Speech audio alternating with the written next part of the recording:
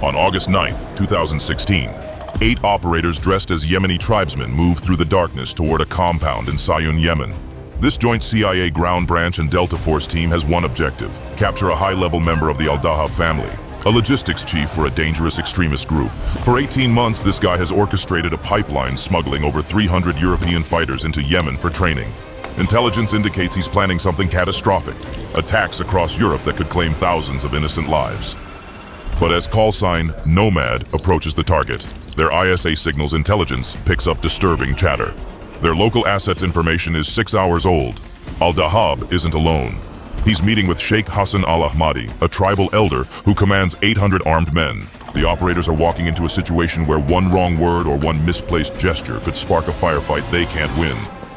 After years as a low-level fighter, the target had slowly risen through the ranks, and thanks to his command of English, French, and German, he became a key recruiting asset for the group. By 2015, he'd become the underground railroad conductor for European extremists, using his language skills and Western education to identify vulnerable youth online. His recruitment methods were particularly heinous. He targeted teenage converts in Brussels and Paris, promising adventure and purpose. Young women were told they'd marry brave fighters and raise the next generation of warriors. Instead, they found themselves in training camps under brutal conditions. Many never made it home. In July 2016, French intelligence intercepted communications that made their hearts stop. Al-Dahab was activating sleeper cells across Europe. Chatter mentioned the anniversary gift, likely referring to Bastille Day, the nightmare scenario. Coordinated attacks in Paris, Brussels, and Berlin using fighters Al-Dahab had trained in Yemen. Conservative estimates put potential casualties at over 500.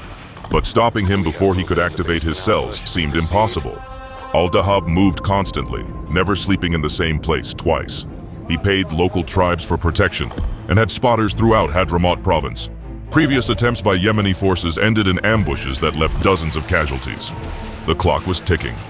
Every day, Al-Dahab remained free meant more European youth disappearing into his pipeline, more fighters returning home with deadly skills, more families destroyed. The French and Americans knew they had to capture him alive. This would be the only way to know exactly where all the cells were. A drone strike would take him out, but at the cost of hundreds of fighters slipping underground.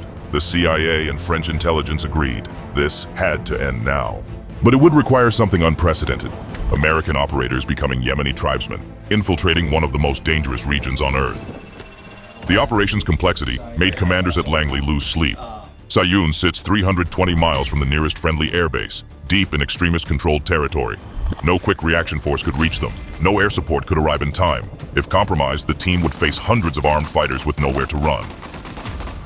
The solution came from an unlikely source. The CIA's Near East Division had been cultivating tribal contacts for years. Through careful negotiation and significant cash payments, they secured safe houses along an exfiltration route, but using them required perfect cover identities. This is where the Omega program came in. Since 2009, joint CIA-JSOC teams had been operating in the shadows, combining the agency's intelligence networks with the military's most elite operators. The program exploited a legal loophole, sheep-dipping active-duty military personnel into CIA operations, allowing them to operate outside traditional military restrictions. In Yemen, Omega teams from Delta Force and SEAL Team 6 had been hunting high-value targets, moving like ghosts through the tribal areas.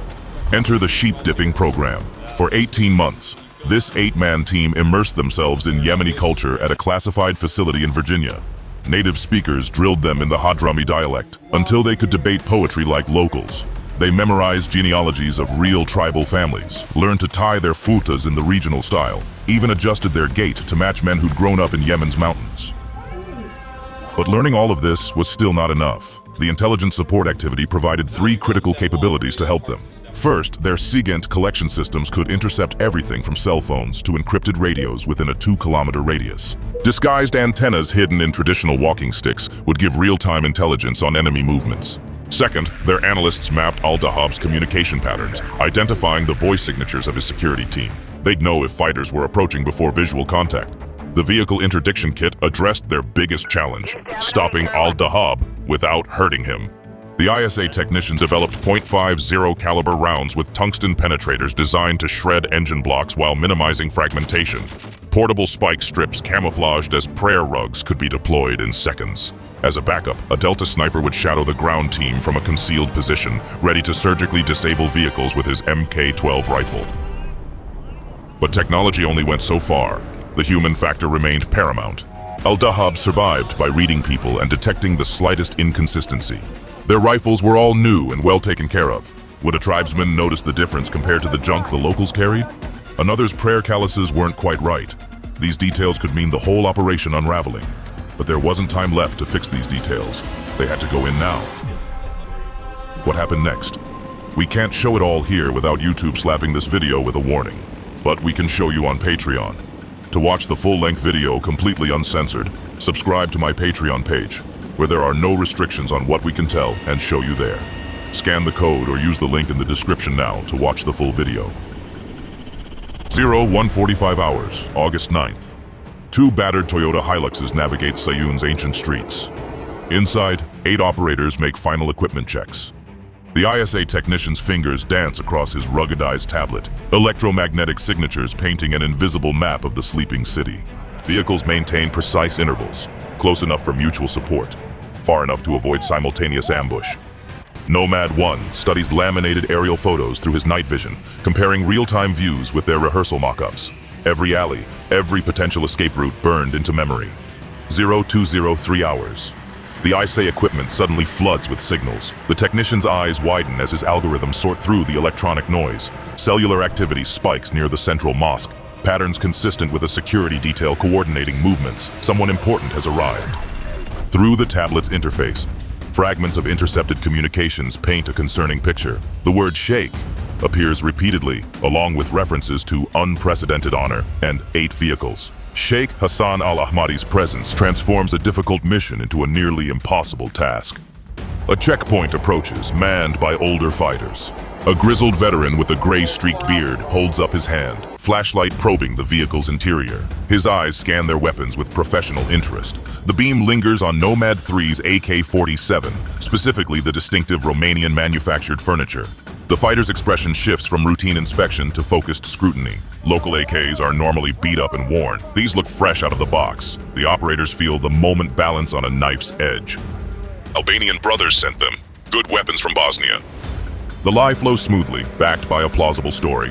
The guard's suspicion wrestles with greed as Nomad 3 mentions special prices for friends of the resistance.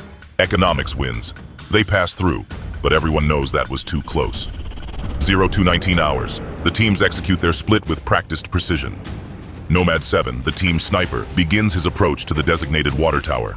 The 300-meter low crawl takes him through construction debris and decades of accumulated trash. His ghillie suit, modified for urban environments, breaks up his human outline. The Mk-12 special purpose rifle, wrapped in burlap and tape, resembles a discarded pipe until needed. Through his scope, the mosque compound reveals itself in stark clarity. The ISA technician continues his electronic surveillance. Al-Dahab's phone signature, identified through months of patient collection, appears as a red icon on his display. The extremist leader's location fixes to within 3 meters, northwest corner of the mosque, 2nd floor. 0247 hours. Movement at the mosque entrance triggers heightened alertness. Security personnel emerge first, their body language suggesting high-value protectees to follow. These aren't casual fighters, but trained professionals who keep their heads on a swivel and move with a purpose. Through thermal optics, Nomad 7 watches the principal figure's exit. Al-Dahab appears first, his slight build and distinctive gait matching archived surveillance footage. Behind him, Sheikh al-Ahmadi commands immediate attention. The tribal leader moves with absolute confidence. The two men engage in animated conversation.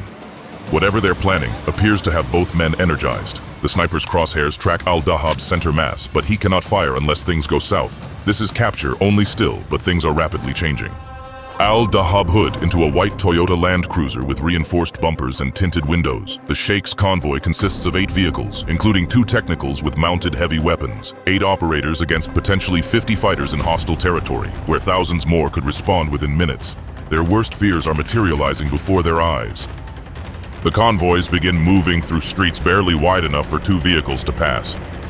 The operators shadow at maximum distance, relying on ISA signals intelligence to maintain contact. 0256 hours. The convoy reaches a major intersection where fate intervenes. The Sheikh's vehicles turn north toward his compound, while Al-Dahab continues east with minimal security. The separation creates the opportunity they've been waiting for. It's now or never. This is their only chance. Team 2 has already prepared the interdiction point. Spike strips lie hidden beneath dust and debris. The ambush zone offers no lateral escape routes. Buildings press close on both sides.